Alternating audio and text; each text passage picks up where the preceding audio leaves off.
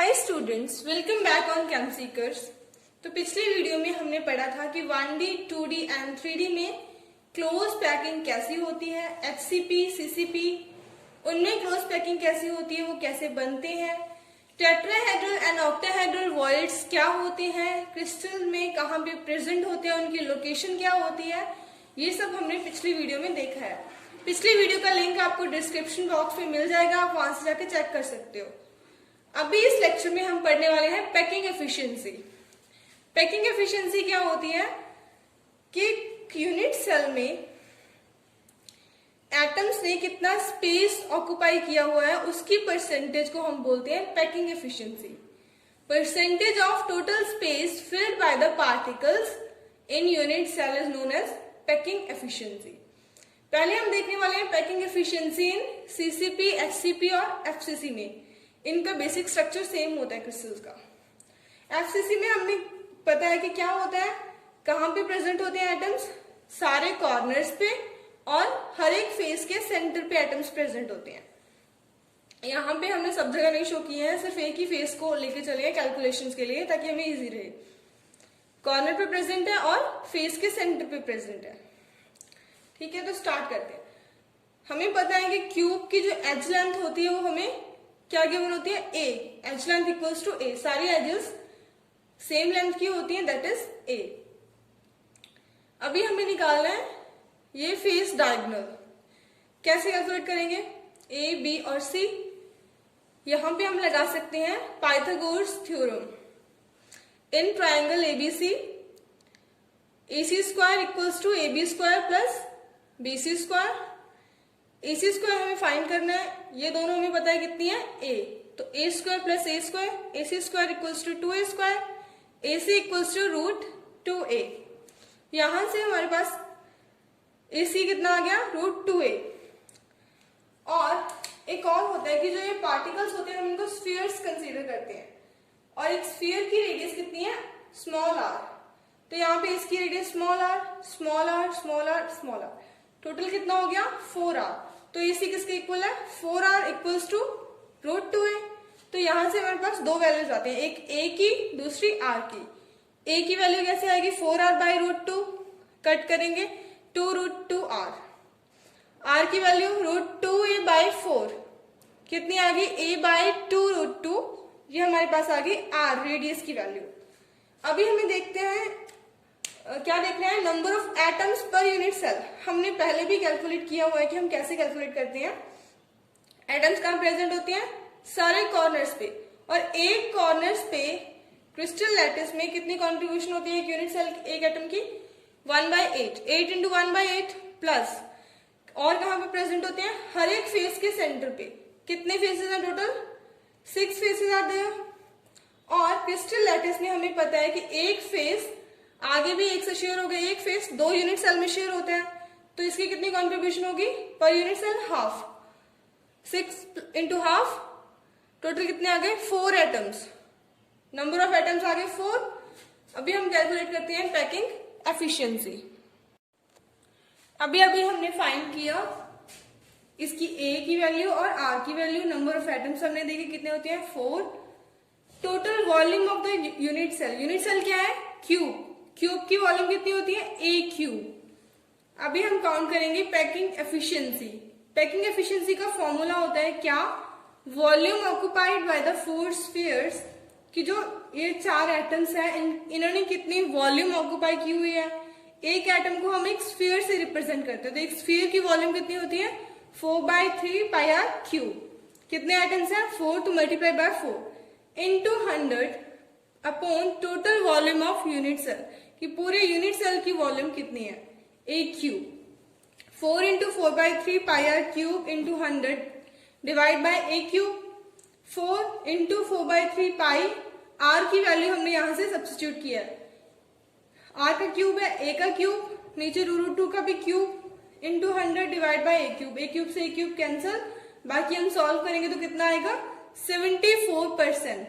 तो एफसीसी की, सीसीपी या एचसीपी की कितनी होती है पैकिंग एफिशिएंसी, 74%। इट मीन्स कि एफसीसी यूनिट सेल का 74% पार्ट जो होता है वो ऑक्युपाइड होता है bye particles. Next, we are going to count packing efficiency in body-centered cubic structure. Body centre में क्या होता है कि एटम्स कॉर्नर्स पे प्रेजेंट होते हैं और कहाँ पे एक एटम कहाँ प्रेजेंट होता है, बिल्कुल यूनिट सेल के सेंटर में प्रेजेंट होता है. तो बॉडी सेंटर में कैसे, ऐसे हम शो करेंगे एटम्स को. अभी हमें क्या कैलकुलेट करना है, हमें बॉडी डायगोनल कैलकुलेट करना है. बॉडी डायगोनल मीन्स आप जिस भी रूम में बैठे हो उसका कोई भी एक कॉर्नर कंसीडर करो. सपोज आपने कोई ऊपर वाला कॉर्नर लिया, बिल्कुल उसके अपोजिट वाले कॉर्नर को नीचे वाले से मैच करना है, तो वो होगा उसका बॉडी डायगोनल. क्यूब का बॉडी डायगोनल वो हमें कैलकुलेट करना है. कैसे करेंगे, उसके लिए हमें एक ट्राइंगल कंसीडर करनी पड़ेगी. हमने कौन सी की, ए बी और सी. ए सी हमें कैलकुलेट करना है. ए बी हमें पता है कि एज लेंथ कितनी होती है, ए होती है, लेकिन हमारे पास बी सी नहीं है, तो हमें पहले बी सी को फाइंड करना पड़ेगा, उसके बाद हम ए सी फाइंड कर सकते हैं.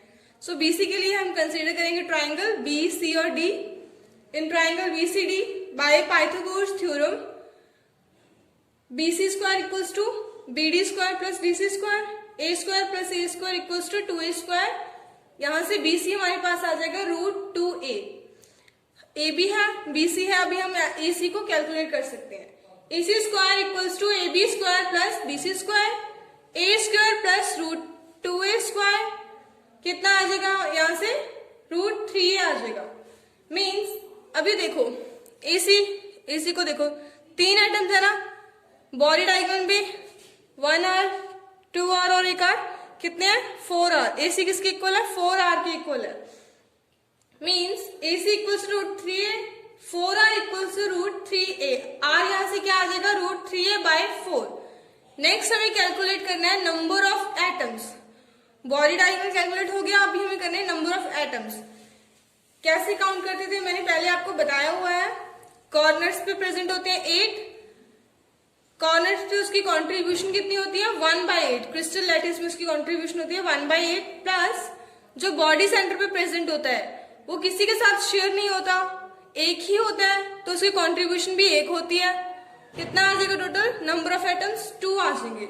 अभी हमें कैलकुलेट करनी है इसकी packing efficiency by the same formula, वो देखते हैं. अभी हमने R फाइंड कर लिया, नंबर ऑफ एटम्स फाइंड कर लिए. अभी हमें निकालनी है इसकी पैकिंग एफिशिएंसी. क्या फॉर्मूला होता है, volume occupied by 2 spheres into 100 upon total volume of unit cell. Spheres 2 है, 4/3 पाई r क्यूब. r की वैल्यू सब्स्टिट्यूट किया यहाँ पे इनटू 100. क्यूब की वॉल्यूम कितनी होती है, a cube. 2 into 4/3 pi R cube का क्यूब करके कितना आ गया, 100 अपॉन a क्यूब से a क्यूब कैंसल. इनको सॉल्व करेंगे तो कितना आ जाएगा, 68%. Means packing efficiency of BCC is 68%. मतलब बीसीसी में, यूनिट सेल में 68% उसका जो पार्ट होता है वो एटम्स द्वारा ऑक्युपाइड होता है, बाकी का जो स्पेस होता है वो फ्री होता है. So this is packing efficiency in BCC. Now we are going to calculate packing efficiency in simple cubic lattice. Simple cubic में हमें पता है कि एटम्स कहाँ पे प्रेजेंट होते हैं, सिर्फ कॉर्नर्स पे प्रेजेंट होते हैं. हमने कॉर्नर्स पे एटम शो किए हैं, एक कॉर्नर पे एक एटम शो किया. मीन्स दोनों की रेडियस r, एज लेंथ कितनी है, a इक्वल्स टू 2r. यहां से हम कैलकुलेट करेंगे total volume of unit cell. Means a cube means 2r cube 8r cube. Unit cell की टोटल वॉल्यूम आ गई. अभी हमें कैलकुलेट करना है नंबर ऑफ एटम्स. कहाँ प्रेजेंट होते हैं, कॉर्नर्स पे. कितने कॉर्नर्स हैं, 8. और कॉर्नर पे कितनी कंट्रीब्यूशन होती है, 1/8. तो कितना आ जाएगा, 1 एटम आ जाएगा. नेक्स्ट हमें कैलकुलेट करनी है packing efficiency. Means volume occupied by volume of spheres into 100 upon total volume of unit cell. 1 into 4/3 pi R cube into 100 upon 8r cube. R cube से आर क्यूब कैंसल. इनको solve करेंगे कितना आ जाएगा, 52.4%. Means यहां से हमारे पास आ गई packing efficiency of simple cubic, that is 52.4%. Thus, we can conclude, हम कंक्लूड कर सकते हैं कि हमने सारे क्रिस्टल्स में देखी सबसे ज्यादा हाईएस्ट और मैक्सिमम पैकिंग एफिशिएंसी किसमें थी? HCP, CCP या FCC में। कितनी थी? 74%। So this is about packing efficiency in lattices. अभी हमें करनी है calculations involving unit cell dimensions. Unit cell की डायमेंशन से हम कुछ और कैलकुलेशंस कैसे कर सकते हैं? लेट्स सपोज कि अगर हमें डेंसिटी पता है, डेंसिटी से हम क्या कैलकुलेट कर सकते हैं? Mass of atoms of unit cell. Suppose edge length कितनी है हमारे पास? A, डेंसिटी कितनी है? D, और M क्या है? Molar mass of substance. Let's suppose कि आयरन का क्रिस्टल है, तो आयरन का मोलर मास वहां पे। वॉल्यूम ऑफ यूनिट सेल कितनी आएगी? A cube. और अभी हमें फाइंड करना है mass of unit cell. Unit cell किससे मिलकर बना होता है? एटम से। तो number of atoms into mass of each atom क्या हो जाएगा? Mass of unit cell.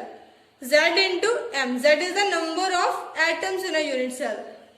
Mass of single atom कैसे कैलकुलेट करते हैं? गिवन मास किसके इक्वल है? Molar mass upon Avogadro number. तो हम इसका मास कैलकुलेट कर सकते हैं। सो डेंसिटी कैसे कैलकुलेट करेंगे? यूनिट सेल की mass of unit cell divide by volume. हमें पता है कि डेंसिटी का फॉर्मूला क्या होता है? Mass by volume. तो यूनिट सेल का मास कितना आया था? Z into M divide by volume कितने यूनिट सेल की? A cube. Z into small n को, ये वाली वैल्यू को सब्स्टिट्यूट किया है, M by NA। Z into M by NA into A cube. So this is the formula of density. इस फॉर्मूले पे बेस्ड न्यूमेरिकल आपको एग्जाम्स में आ सकता है या आपके कॉम्पिटिटिव एग्जाम्स में भी पूछा जा सकता है। Remember one thing that density of a unit cell is same as that of the substance.